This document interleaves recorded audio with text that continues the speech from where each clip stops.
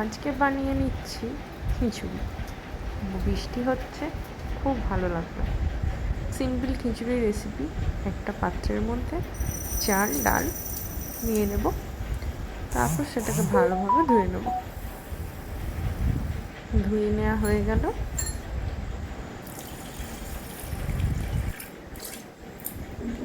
পরিষ্কার করে ধুয়ে নেব। চালের জলটা 2 থেকে 3 বার চেঞ্জ করে নেব।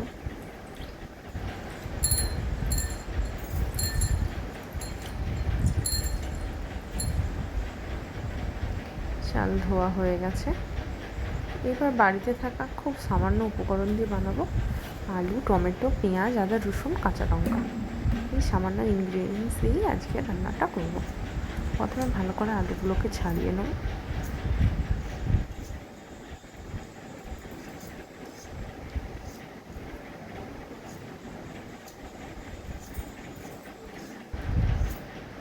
আমি খুব অল্প পরিমাণে বানাচ্ছি, তাই আমি একটাই আলু নিয়েছি। আপনারা যদি বেশি বানান তখন আপনারা 2টো আলু নিতে পারেন, 3টে আলু নিতে পারেন, সেটা আপনাদের প্রয়োজন মতো। আমি আলুগুলোকে একটু বড় সাইজেরই কেটেছি। এবার ভালো করে জল দিয়ে ধুয়ে নেব। সঙ্গে সঙ্গে আলুর মধ্যে জল দিয়ে রাখবো, নাহলে কিন্তু আলুতে কালো কালো দাগ হয়ে যাবে। এবার আমি পেঁয়াজটাকে কেটে নেব। পেঁয়াজটাকে যেহেতু আমি পরে পেস্ট করবো, তার জন্য বড় বড় সাইজ করে কেটে নিয়েছি। পেঁয়াজ কাটছি, টমেটোটাও কেটে নিয়েছি। আদাগুলোকে এবার আমি ছোট ছোট করে কুচিয়ে নেব।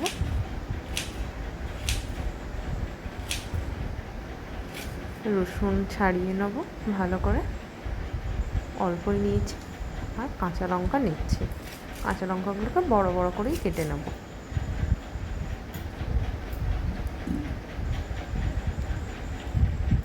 এবার পেঁয়াজ আদা রসুনটাকে একটু জল দিয়ে ধুয়ে নিচ্ছি। ধুয়ে নিলাম। ধুয়ে নেওয়া হয়ে গেলে এটাকে একটা মিক্সিতে পেস্ট করব বলে নিয়ে নিলাম।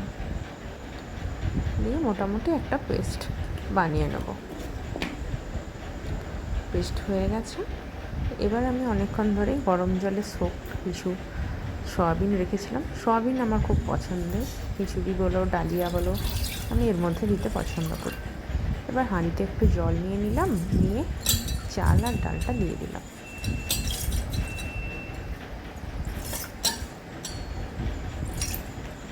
ভালোভাবে দিয়ে নিলাম। দিয়ে এটাকে আমি গ্যাসে বসিয়ে দিলাম, বয়েল করব। পুরো চাল ডালটাকে পুরো সেদ্ধ করে নেব।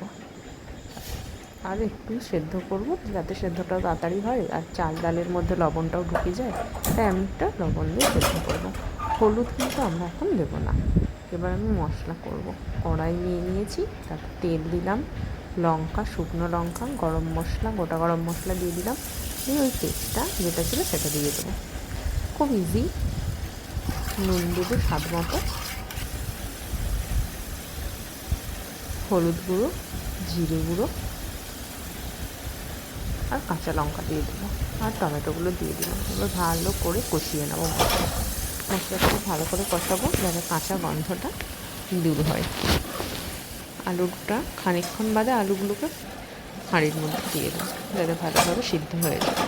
মশলাটা একটু জল এড করে একটু মশলাটাকে ফুটিয়ে নিচ্ছি। আর এদিকে চাল ডালটাও প্রায় সেদ্ধ হয়েই এসেছে।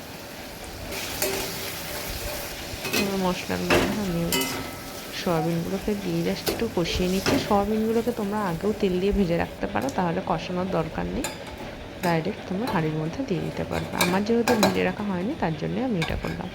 এরপর মশলাটাকে পুরোটা হাঁড়ির মধ্যে দিয়ে দিলাম। দিয়ে এবার ভালো করে ফুটিয়ে চালটাকে পুরো সিদ্ধ করে নেবো। চালটা প্রায় যখন 70-80% সেদ্ধ হয়ে গেছে, তখন আমি মশলাটা দিয়েছিলাম। শুধু টেস্টের জন্য আমি একটু সুগার দিলাম, তোমরা না চাইলে না দিতে পারো, তাতে কিছু নেই। কড়া আমি বন্ধ করে দিলাম। শুধু তো আর খিচুড়ি দিয়েই হবে না, খিচুড়ির সাথে একটু মুখরোচক কিছু চাই, তাই চটপট হালকা করে বেগুন ভেজে নিলাম। বেগুন ভাজা হয়ে গেল। এবার নিয়ে নিব একটু মাছ ভেজে নিলাম। মাছ ভাজাও হয়ে গেল, রেডি। আজকে প্রচুর বৃষ্টি হয়েছিল বলেই খিচুড়ি বানিয়েছি। তাই চলো স্টার্ট করি। গরম গরম খিচুড়ি, বেগুন ভাজা আর মাছ ভাজা। রাতের ডিনারটা কিন্তু জমে গেছে পুরো, খেতেও খুব সুন্দর হয়েছে। অনেক দিন পর খেলাম। মেনলি শীতকালের দিকেই আমরা খিচুড়ি খেয়ে থাকি। Tata, good night.